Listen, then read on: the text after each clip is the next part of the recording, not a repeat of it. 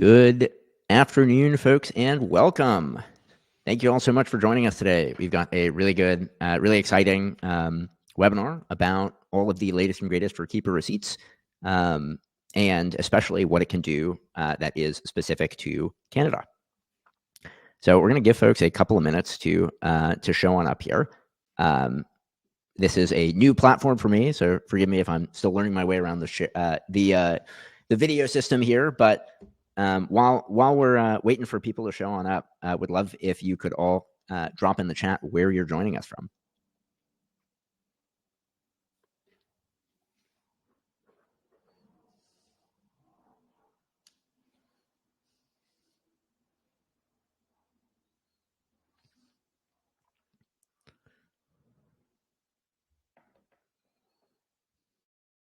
I love to see diversity from all the provinces.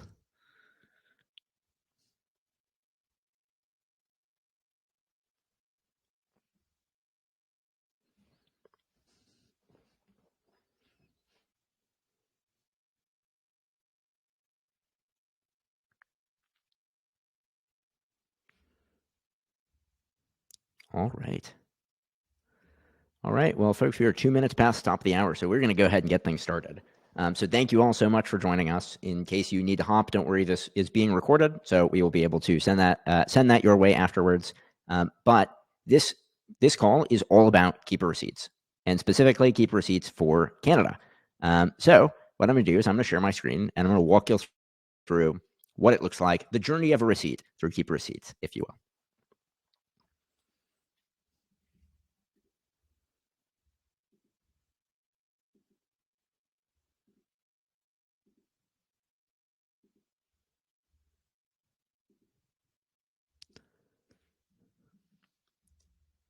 Okay, Josh, can I get some confirmation my screen sharing is working at the moment?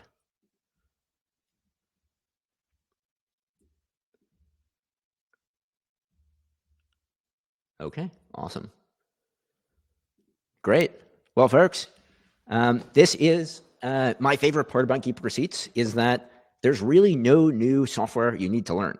So the core thing to know about the way Keeper Receipts works is it's designed to be like an extension of your current client uploads inbox. So this is already where any files that your clients upload for you go, and it's where they will continue to go. But we added this lovely little transaction files table at the bottom of it, which is where all of the, substantively all of the receipts work is going to live. So there are 3 core pieces to the core receipts workflow: uploading documents or receipts, processing those receipts with Keeper's OCR and rules engine, and then finally posting or matching new receipts to transactions. Before I dive in, as mentioned, I forgot to mention, if you have any questions, drop them into, there should be a Q&A section here at the bottom. Questions, I think it's in the bottom right-hand corner. So drop the questions into the chat, and I will tackle those after we finish going through things. But okay, so we've got uploading receipts and documents, processing those receipts, and then posting those receipts. So first things first, how do you get a file here? The first way that you can get a file here is if you want to just upload it. So you can click Add File here, drag and drop a file, and it will show up in your uploads inbox. So I've got here a Canada Post receipt. And if I just drag and drop that in here, that's going to post that into Keeper, and then it's going to start in the uploads inbox, and it will make its way down to the transaction files. So every file starts here in the uploads inbox. After it goes through the uploads inbox, if it's recognized as a transaction, it will come down here into our transaction files. So that's one way you can upload a file. You just click Add Files here. But for the most part, this is going to be your clients sending you files. And so there's 2 main ways that your clients can send you files. First is they can upload those files in the portal. They can drag and drop a file right here, and then that will put that into the client portal where the clients, that will put it in the client uploads inbox where it will follow the same core process. And this works on both web and mobile. So if your clients are out of pocket, they can still click the link to the mobile optimized portal that will let them open up a camera and take a picture there as well. And last but not least, emails. So your clients are also able to email you files, and they will go into here as well. You can set up a forwarding email. So for this client, I have set up canada@books.cc as the forwarding email. All of the forwarding emails are going to have this ending at books.cc email. But basically, you can set up a new client, give them a unique forwarding email, and then you can send that to all their contacts, all their vendors. Even if you send an email to this forwarding email, those will all go right here into Keeper, regardless of whether they're already set up as a contact. So basically, you get an email, send it here, and it'll show up.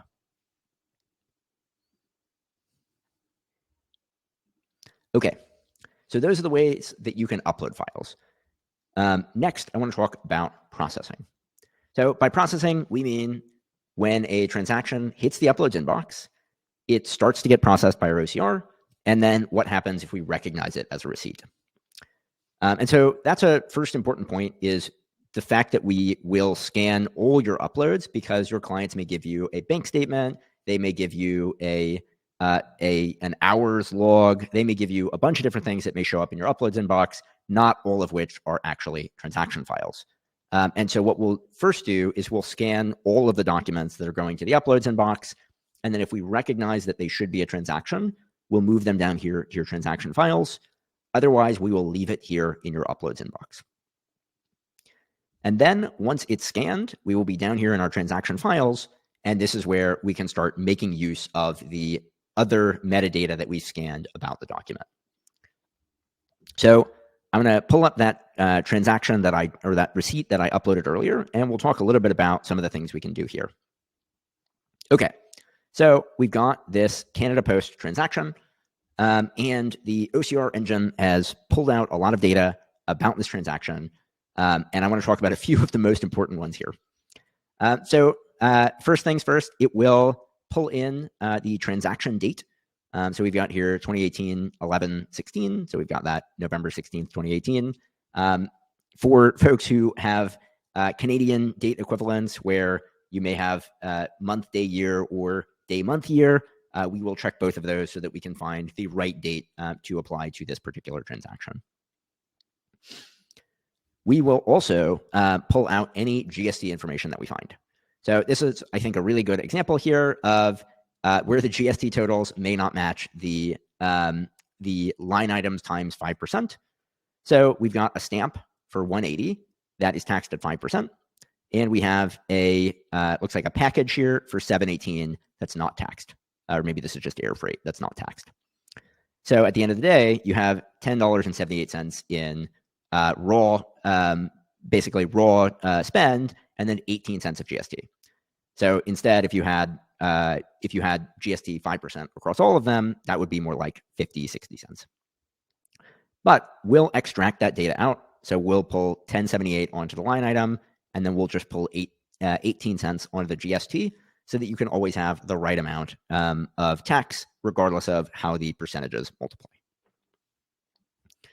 We did not successfully match this to a vendor, and that's probably because we don't have a Canada Post vendor here, but we can easily add one. So as predicted, no post, no Canada Post, anything. So what we can do is we can also click Add Vendor. And here we do another couple of really cool things. So first is we'll, of course, fill this out with whatever we had from the receipt. You can change this here if you want. So we could just call this Canada Post. We'll also pull out their GST number right here. So if we find a GST number in the receipt, so 1033789972, we'll pull that out right here as well, so that when you are creating a new vendor in Keeper from Keeper Receipts, you're able to automatically put in all the information that you're going to need for that vendor forever. And then we can choose if we need to track them, of course, for a T4A or T5018 as well. Okay. Once we create the vendor, that's going to go ahead and update that transaction here. So we've got now Canada Post is now a vendor here. We can fill out any other information that we need. A couple more things I will use this opportunity to talk about, or rules. So we have Canada Post. Canada Post should probably go to shipping supplies. So we've got a shipping and delivery expense. The payment account here is a really interesting one because there may not be a way to tell, but a really good hint for many transactions is if you can see the last 4 digits of a particular credit card. So here we've got Canada Post. We've got credit card here 4228. And maybe we know that that happens to be the last 4 digits on the Visa or MasterCard that is used for the checking bank account. So we can add that here as well. We can fill out anything else that we want here. We could just call this post office charges, add that to the description here. And then we can post a transaction, but what we can do before that is we can also create some vendor rules. And vendor rules are great for letting you say, okay, next time I see this vendor, I want to automatically apply some particular rules. So for example, you can determine what seeing this vendor means. So we've got some scanned, if the scanned vendor name contains Canada Post or Posts Canada, we may even split those up here. Basically, this is the if part. So if we recognize that in a receipt, then we're going to recognize that this should be Canada Post as a vendor. It should be an expense. It should be, the category should be shipping and delivery. The description should be post office charges, and the payment account should be checking. With that, we can go ahead and create the rule and then post the transaction.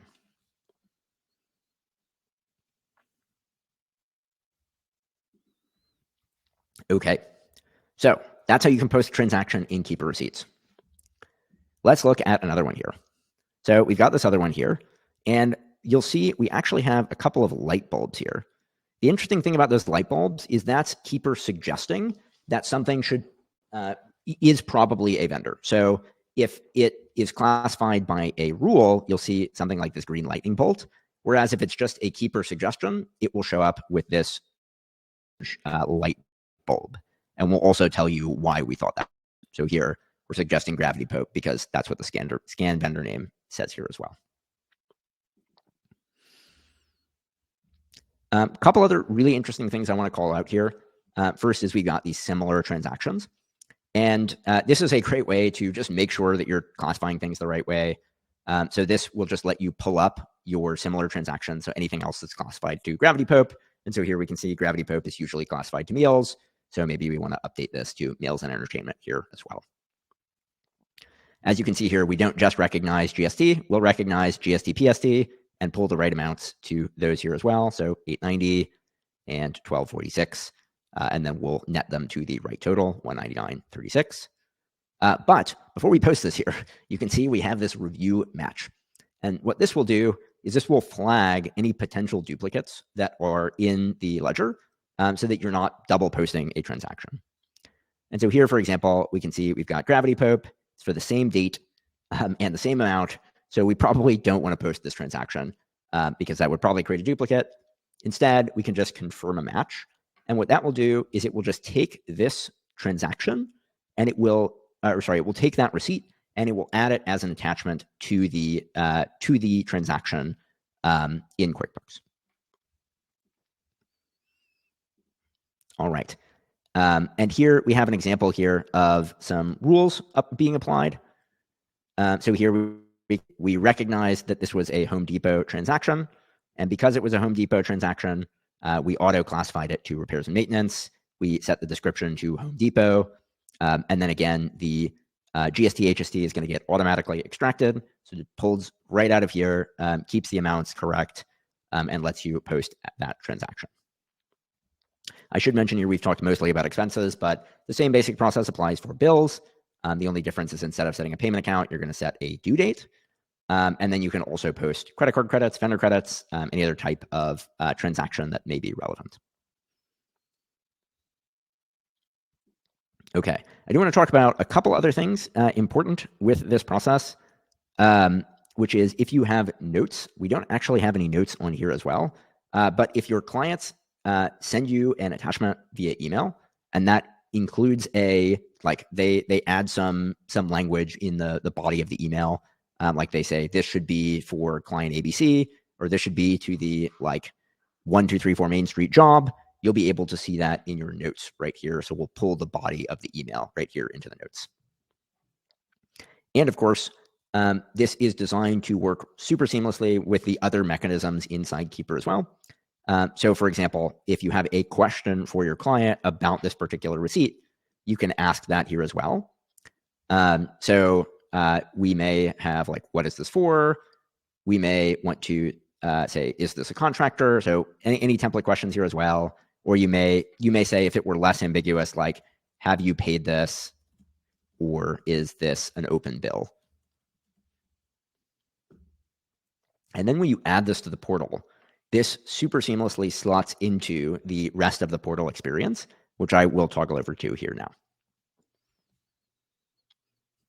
Okay, so in the portal, we can see we have a transaction question. And this looks just like a normal transaction question that your clients are already familiar with answering. They see the different question here, but otherwise it's totally the same. They can also see the receipt as well. So they can click that open and see, oh, like this is Home Depot. I remember the spend. And then they can come in and give you a response. But more or less, it works the exact same way that your clients are already used to responding to transaction questions. So there's nothing new that your clients need to learn to start giving you input on this interface. And then, of course, when your clients respond, you'll see their responses right here in the client questions section right here. You'll also see their responses in your client communications. So we have the posted transactions. This is for any existing transactions you've already asked questions about. And then we also have the transaction files here too.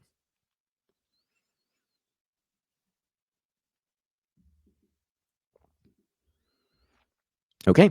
And then one last thing I'll mention here is the ability to bulk update transactions. So let's say we've got this one here, and that's Figma.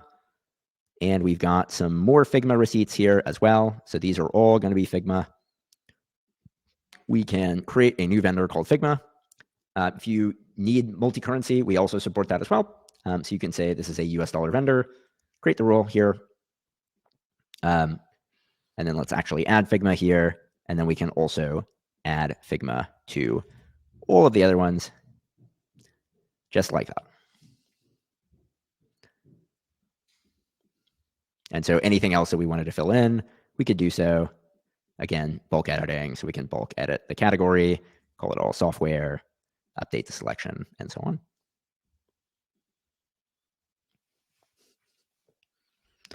Alrighty, folks. Well, I think that is a good stopping point. So those are all the new and exciting things in Keep Receipts, some of the things that we do specifically for Canadian files.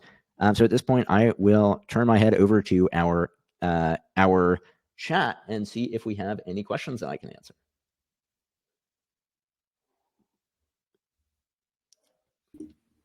Okay. Cool. So top question here is, can you allocate an expense to a customer? The answer is yes, if you have customers on. So hopefully, if you are using Keeper for clients with job costing, you're already doing this. But here, I just don't have customers or projects on, but if you turn it on for this client, you will see, we may have to refresh the page here. Yeah, you'll see you now have a customers option. And so here, we've got this as, I guess we only have 2 customers here, but you can also mark this as billable. So you can mark this as billable to the customer as well.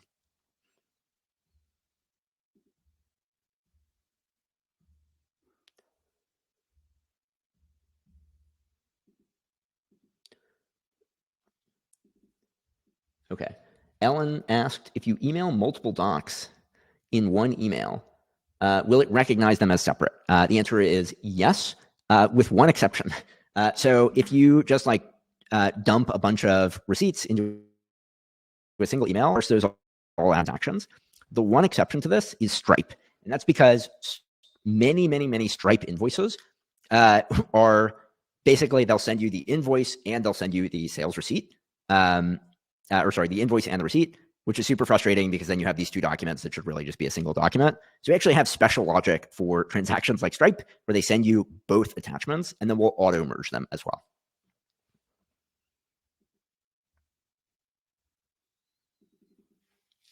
Okay, Wanda asked, can we save bills? Can we save transactions as bills rather than expenses? I think this may have just been I'm answering this after, but yes, the answer is yes. So if you are here, that will make something an expense. If you switch over to here, that will make something a bill. Erica asked if T5018 tracking is coming soon. Not part of receipts, but it is something that we are definitely working on.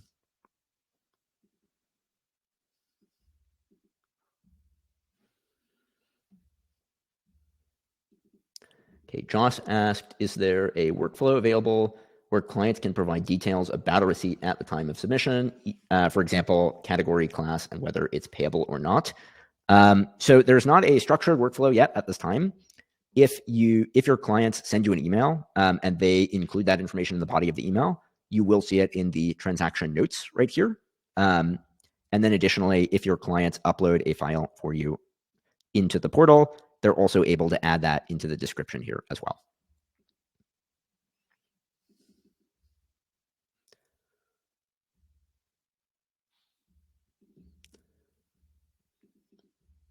So we'll close that out. Okay. Heather asked, does Keeper integrate and post QuickBooks? Yeah, the answer is yes. If you click post to transaction, that will create a new transaction in QuickBooks. Or if you match that transaction, it will also add that attachment into QuickBooks as well.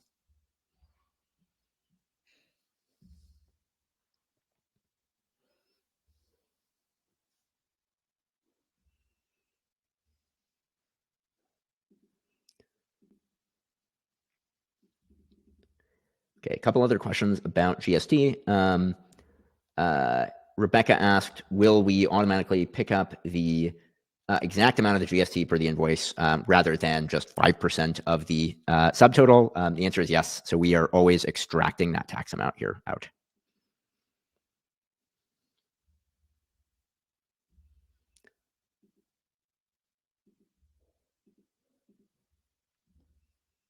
Okay, sorry, I am sifting through these questions here.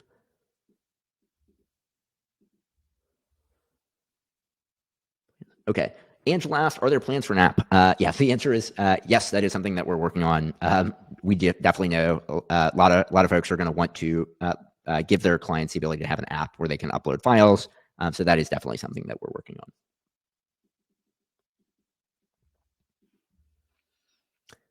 Sandy asked, if a client is not a PST registrant, but a receipt has PST on it, will we add it to the total of the line item rather than the sales tax account?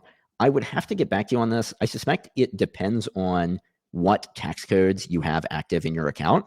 So if you have a like GST PST, it will. I'll confirm on this, and I can follow up with you separately. But if you have GST PST as a tax code, it will include that here. If you just have GST, or maybe you're in Toronto, so it's like GST HST as the two options, then it will just recognize the GST line and put that in there as well.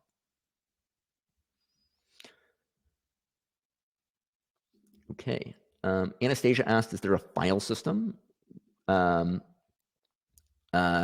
we can see all the documents historically? The answer is yes. So all of those go into our files right here, and anything that's posted in as a match to a transaction will automatically show up here as well. This is a known area we do want to improve on Keep Receipts. So right now you're just seeing the like actual raw expense ID, but we're working on a way so that you can just see like this was posted to this vendor with this transaction date, so you can filter on these as well.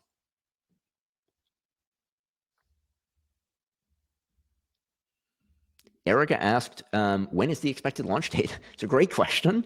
So Keeper is, everything you've seen here now is live. It is gated behind a private beta, but as of today, we are opening up the doors to the private beta, so it is much more available to anyone who wants it. As you can see here, there are still a couple of things, a couple of tweaks we want to make sure that we iron out before we make this generally available to everyone. But if you are interested in getting started, you can absolutely do that. All you need to do is fill out the receipts beta link if you have not already done so.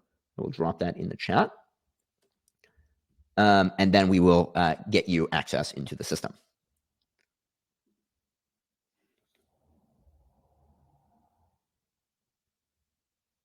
Okay, Sherry Lee mentioned or asked, I don't know, Sherry Lee has been a very helpful design partner throughout the course of this process. So clients can't access the transactions after they code, but they can access them from the docs, right? So actually, these transactions are not currently visible in the portal. But we are working on a way to make all of the posted and unposted transactions visible in the portal for the clients so that they can search for them.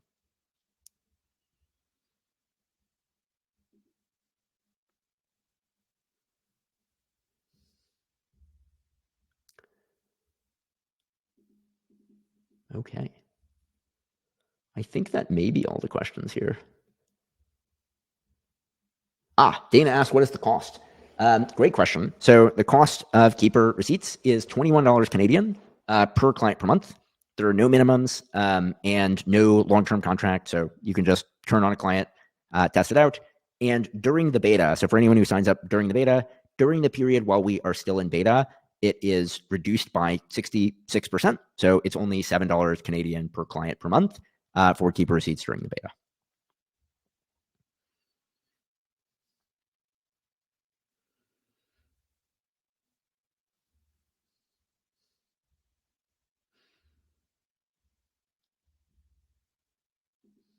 All right.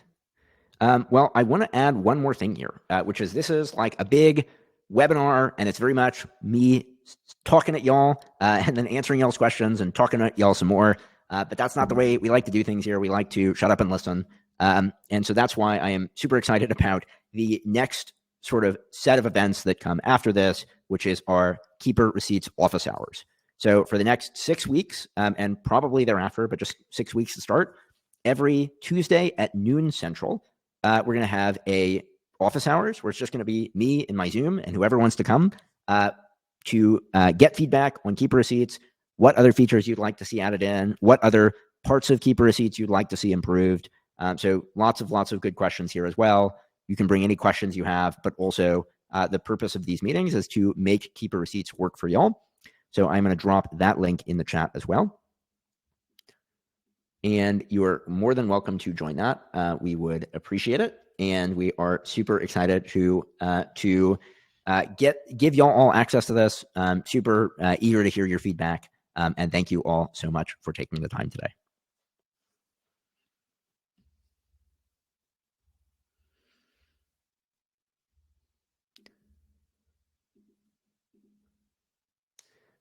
Okay, I want to answer maybe a couple more questions here before I hop off.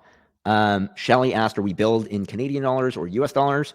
That depends. You have the ability to choose when you start your subscription in Keeper what currency you're billed in. And so by default, it's US dollars, but when you start your subscription, you're able to be billed in Canadian. And if you're currently being billed in US dollars and you want to be billed in Canadian, send us an email and we can get you switched over there as well.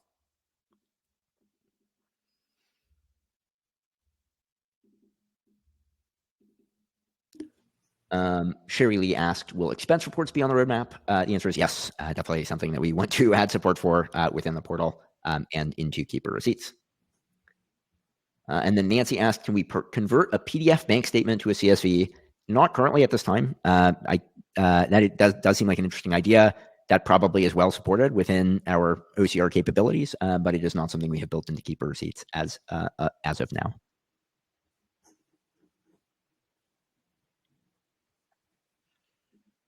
All right.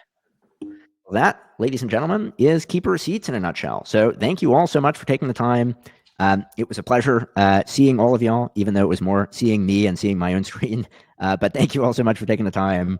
I know T4A and T5018 season is upon us, so I wish you all the best of luck with that. And I look forward to seeing many and hopefully all of y'all again soon.